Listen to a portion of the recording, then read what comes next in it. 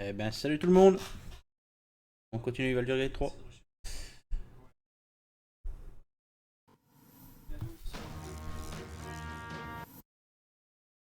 Donc on s'est arrêté devant Gandalf.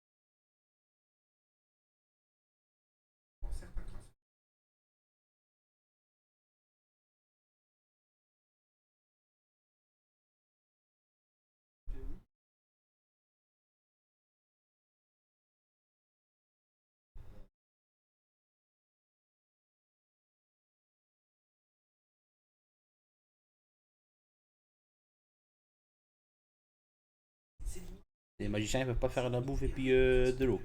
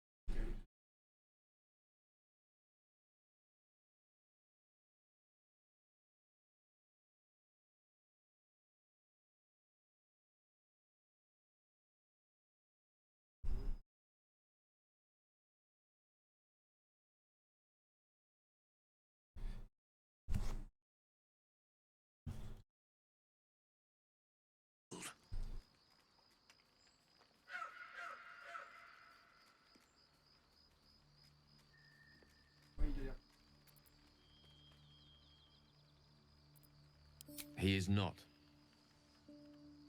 But it seems that Mystra is. It brings me no pleasure saying this, my friend. But such is Mystra's will. Yours must be the sacrifice that will undo the absolute. And for your sacrifice, you will be redeemed. Such is Mystra's promise. With that, I've said my sorry piece, and need only bestow unto thee the charm I was bid. Meine hastra mistrariel Italion thras annas dithra. Déjà, on est débarrassé de ce problème-là. Pour l'instant. It is done. Both charge and charm have been committed into your care. To you, I commit into care Gale himself. I count on you to shepherd him well on this strangest of journeys.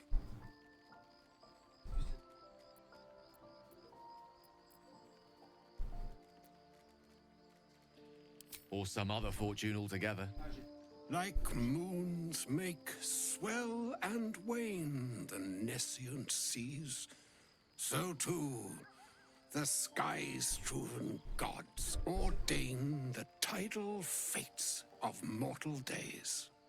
And yet, an ocean born in lonely hours, come ebb, come flow, come all that is beyond the breadth of our dominion.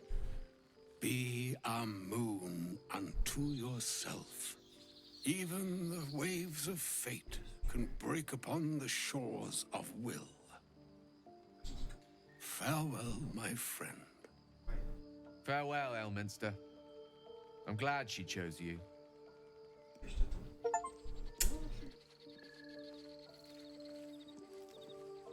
Ah, ça fait un peu de peine pour lui quand même.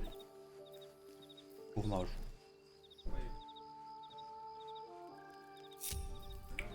Oh, le groupe arrête pas de changer. Non, ça.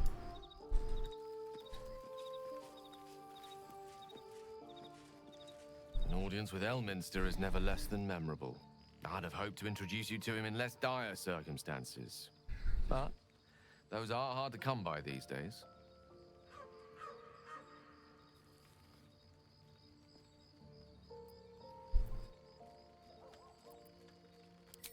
The Doddering Act is merely an illusion, one he's most adept at maintaining. Elminster is the most formidable wizard in the realms. Perhaps in existence.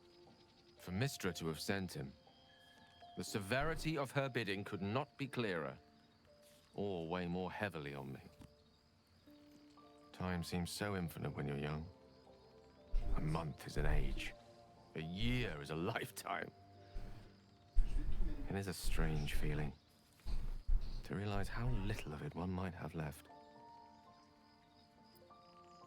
Of course, we offer the clearest solution to our problem. All I have to do is find the right place and time, close my eyes, and let go.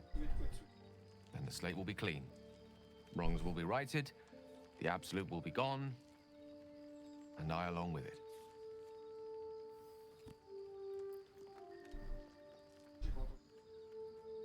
I've no doubt she has the power to do so, but as for the permission, Ao would not look kindly on her meddling in mortal affairs.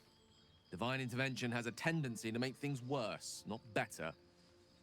As for Elminster, he's saved the realms more times than legend can recount. To take on a god is no easy feat, even for him. My orb is the best chance we have, and only I can wield it.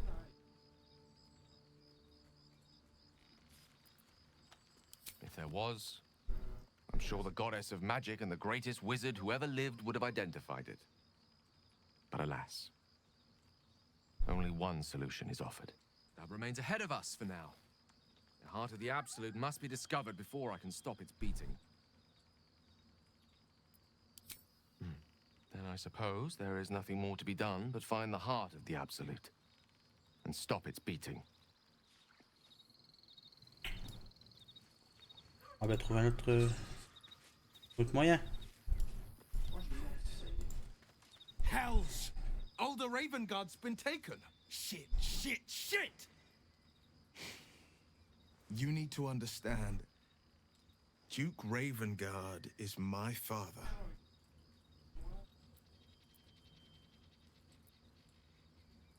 Hardy stock, perhaps, but father was born to a laborer, not an aristocrat. I was close to him once, until he disowned me and cast me out of Baldur's Gate. But my heart still aches to think he's been taken by these cultists. That name, Gortash. I know of him. A so-called military advisor to the Baldur's Gate elite. A weapons dealer, in cruder terms. We must rescue Father from Moonrise. He is a powerful man, the most beloved Duke in Baldur's Gate. Should the absolute cultists infect him, there's no telling the damage he might do when he's returned to the city.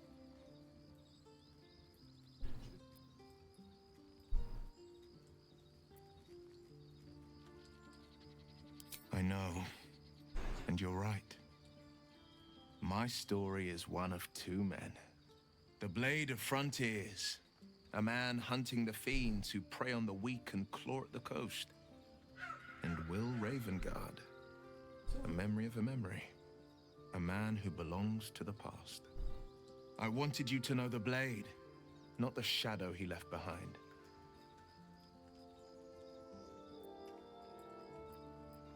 There is, and you know why I can't tell you. My lips are quite literally sealed. Not so enchanting as you'd think. The Portiers, the Caldwells, they were the blue bloods hosting the fancy balls and drinking from gold goblets. Father's the son of a blacksmith, born with barely a coin in the coffers. He made a name for himself among the Flaming Fist, brave as Baldur and stubborn as a deep rothay, daring, outspoken, but hardly posh. I spent more time dueling with Father than I did rubbing elbows with lords. Not to say I didn't develop a taste for good wine and the talent for courtly dance.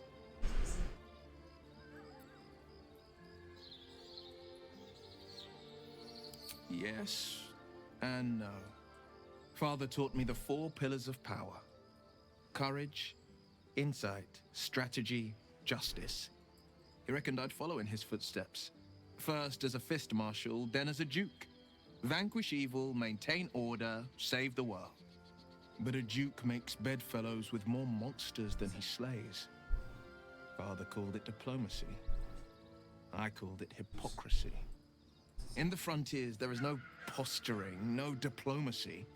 I slay monsters, I don't consort with them. Even if I might look like one.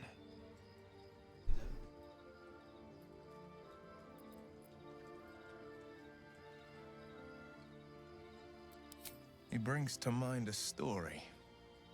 The Devil with the Silver Tongue. An old fairy tale my father read to me. The kind with a farmer made a deal with the devil. So the story goes. In exchange for the farmer's dearest fruit, naturally, was no apple nor peach. We can learn a lot from fairy tales.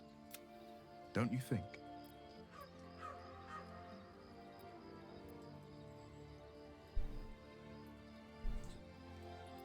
Do not trust Raphael. Is that refuse him? No matter how tempting the offer, no matter how delicious the feast he lays out for you, the cost will be too great. That's because you still have hope.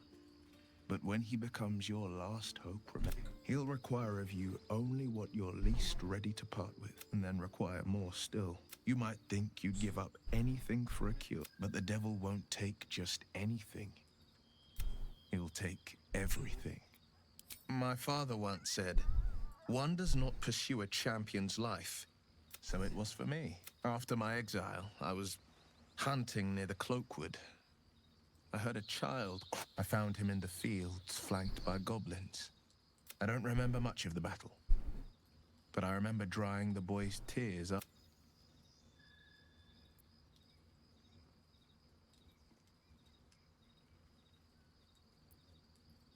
No.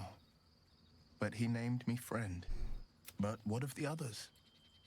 The children never saved. In the boy's tears, I finally saw the suffering wrought. The frontiers demanded a blade.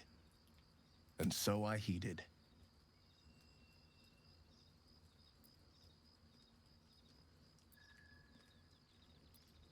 And it's nice to meet someone if having a worm wriggling in my skull didn't instill. With you as my ally, the future looks a little less daunting. It's said that anyone who bathes in the river of blood emerges as one born anew. I feel the weight of these horns on my head, curling upwards like a mammoth's tusks. I feel these ridges snaking down my neck. Not to mention a few bumps and prongs in unmentionable places. But I haven't seen my reflection just yet. Be my mirror. What do you see?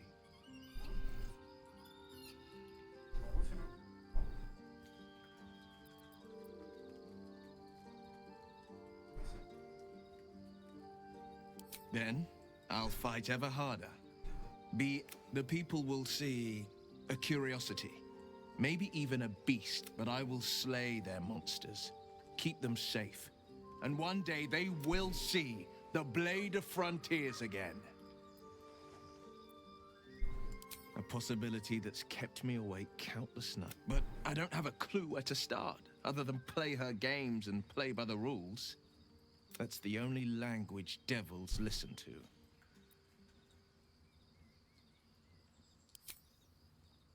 She could kill me for one. And that... My contract is very clear.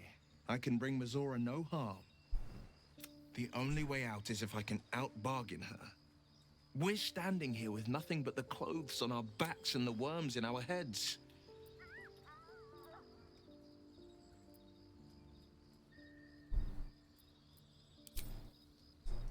We can't...